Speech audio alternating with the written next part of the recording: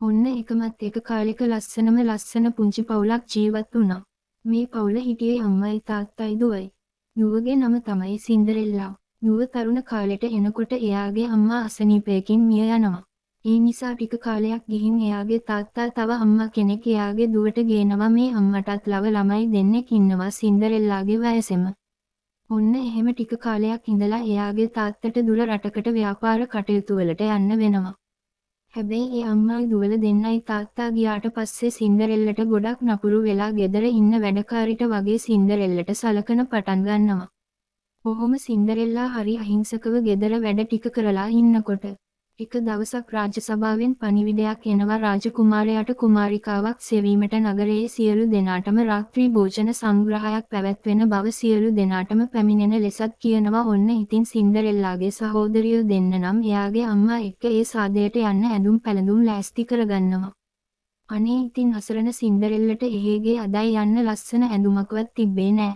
සින්ඩරෙල්ලට මතක් කරනවා එයාගේ මියගිය අම්මගේ මංගල දිනේ ඇඳපු ඇඳුම තවම තිබෙනවා කියලා. පරණ වුණත් ඉතින් සින්ඩරෙල්ලා හිතෙනවා මේ ගවුම ලස්සන කරලා අරගෙන සාදයට ඇඳගෙන යන්න.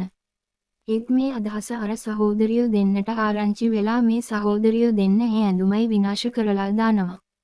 සින්ඩරෙල්ලාගේ කුඩා අම්මත් සින්ඩරෙල්ලට යන්න එපා කියලා බැනලා ගෙදර වැඩ ගොඩක් දෙනවා. ඊට පස්සේ ඒ දවස ඇවිල්ලා එල්ලගේ කුඩා අම්මයි සහෝදරයෝ දෙන්නයි සාදයට යන්න ලස්සන ඇඳුම් ඇඳගෙන පිටත් වෙනවා.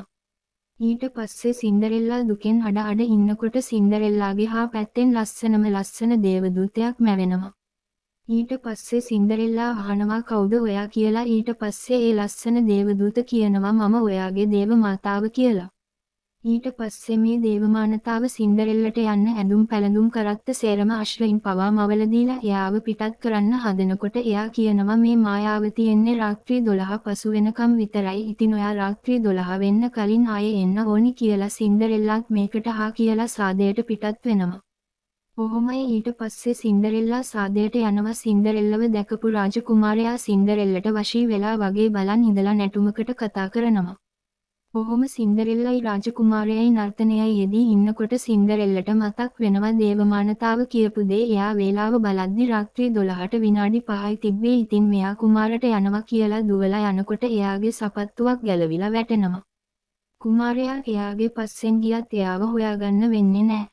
ඊට පස්සේ කුමාරයාට හම්බෙනවා මේ සපත්තුව. කුමාරයා තීරණය කරනවා ගෙයින් ගෙට ගිහින් ඒ සපත්තුව ගැලපෙන කාන්තාව විවාහ කරගන්නට. ඉතින් මෙහෙම ගෙයින් ගෙට ගියත් කුමාරයාට සින්ඩරෙල්ලාව හොයාගන්න ගොඩක් අමාරු වෙනවා. මෙයාලා අන්තිමට බලන්න හිටපු ගේ තමයි සින්ඩරෙල්ලාගේ. ඔන්න ඉතින් මේක ආරංචි වුණා ඉන්ඩරෙල්ලාගේ සහෝදරියෝ දෙන්නත් ලස්සනට ඇඳගෙන ඉන්නවා කුමාරයා එහෙ මෙහෙ එන නිසා. ඊට පස්සේ කුමාරයා ඇවිල්ලා සපත්තුව ඒ දෙන්නට දැම්මට ඒ දෙන්නගේ කකුල් සපත්තුවට කිසිසේත්ම ගැලපුණේ නැහැ. ඊට පස්සේ ඉතින් දැනිලා ආවහම කුමාරයාට හිතෙනවා මේ එයා තමයි කියලා. ඊට පස්සේ ඒ සින්ඩරෙල්ලාගේ කකුලට සපත්තුව දල් බැලුවහම එයාගේ කකුලට ඒ සපත්තුව ගැලපුණා. ඊට පස්සේ ඒ දෙන්නා රජමාලිගාවට ගිහින් සතුටින් ජීවත් වුණා.